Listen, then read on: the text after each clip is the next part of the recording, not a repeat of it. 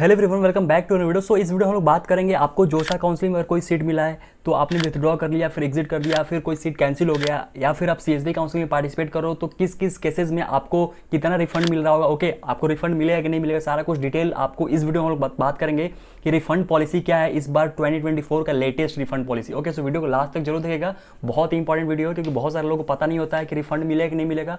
वो पार्टिसिपेट करते हैं तो आइडिया नहीं लगता है, ठीक है, कि पार्टिसिपेट कर रहे हैं चलो रिफंड मिल जाएगा, अगर सीट नहीं मिलेगा तो, या फिर सीट नहीं लेंगे। ओके, तो बहुत सारे लोग गलती करते हैं और लास्ट में पूछते हैं कि भैया रिफंड अभी तक नहीं है। ओके, क्योंकि वो रिफंड के लिए एलिजिबल ही नहीं थे। ओके, सो वीडियो को लास्ट तक देखिए। और अगर आप सीएसडी काउंसलिंग में पार्टिसिपेट कर रहे हो तो डेफिनेटली इस बार अच्छे से काउंसलिंग करने की जरूरत है क्योंकि आपका जोसा में कटअप काफी हाई गया है। और अगर इस बार सीट कम वैकेंट होता है डेफिनेटली सीसे में भी कटअप हाई जाएगा, ठीक है, प्रोपोर्शनल है।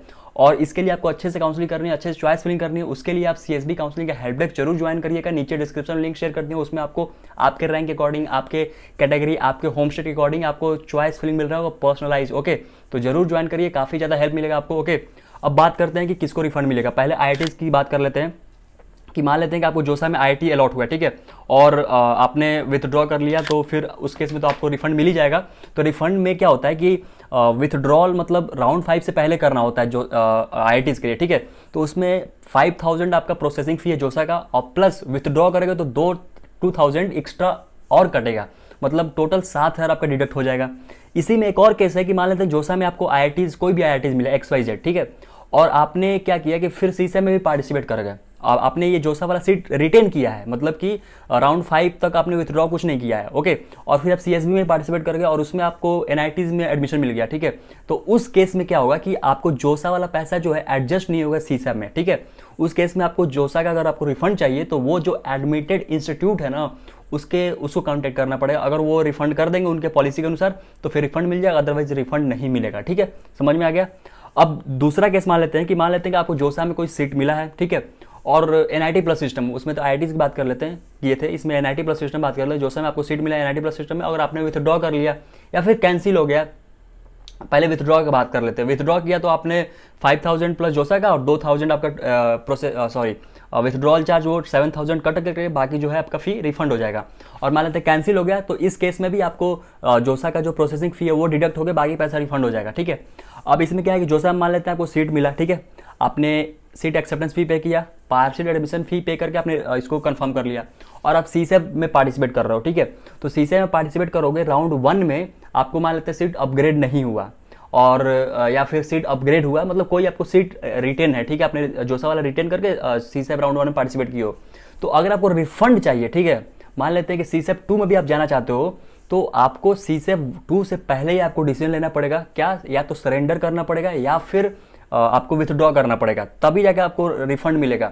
और इस केस में भी आपको जोसा का प्रोसेसिंग फी प्लस सीसेब का प्रोसेसिंग फी प्लस विथड्रॉल का लगभग 12000 डिडक्ट हो जाएगा, ठीक है। अगर आप सीट को रिटेन करते हुए सीसेब 2 में पार्टिसिपेट करते हो तो उस केस में अगर आपके पास सीट वही है या फिर अपग्रेड हुआ या फिर चेंज हुआ, तो उस केस में अगर मान लेते हैं आप एडमिशन नहीं लेते हो तो जो भी पैसा पे किए होगा वो रिफंड नहीं होगा, वो सारा पैसा इंस्टीट्यूट के पास चला जाएगा। लेकिन इसमें कैश जरूर है कि जो भी इंस्टीट्यूट में जाएगा, अगर वो इंस्टीट्यूट के पॉलिसी में रिफंड में आ रहा है, अगर मान लीजिए वो रिफंड देने के तैयार है तो फिर रिफंड मिल जाता है, लेकिन सीसेब वाले या जोसा वाले आपको रिफंड नहीं करेंगे, ठीक है। ये बात क्लियर हो गया। अब चौथा केस क्या है कि मान लेते हैं आपने जोसा में सीट लिया है, नहीं जोसा में तो सीट मिला, वो केस कवर कर लिए। मान लेते हैं आपने जोसा में पार्टिसिपेट किया लेकिन आपको सीट नहीं मिला, आप सीसेब में पार्टिसिपेट कर रहे हो और राउंड 1 में पहली बार आपको सीट मिल रहा है, ठीक है। तो राउंड 1 में पहली बार सीट मिलेगा, लेकिन उस टाइम अगर आपने डॉक्यूमेंट वेरिफिकेशन में या फिर आपने फी नहीं पे किया या फिर कोई भी रीजन की वजह से आपका सीट कंफर्म नहीं हुआ, तो इस केस में आपको रिफंड मिल जाएगा।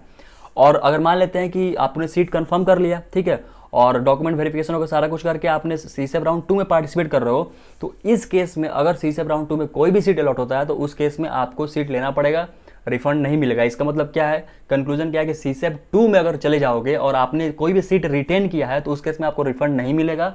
अगर सीसेब 2 में जा रहे हो तो ध्यान से कि आपको कॉलेज लेना पड़ेगा, नहीं लेना है तो विथड्रॉ कर लो या फिर सरेंडर कर लो।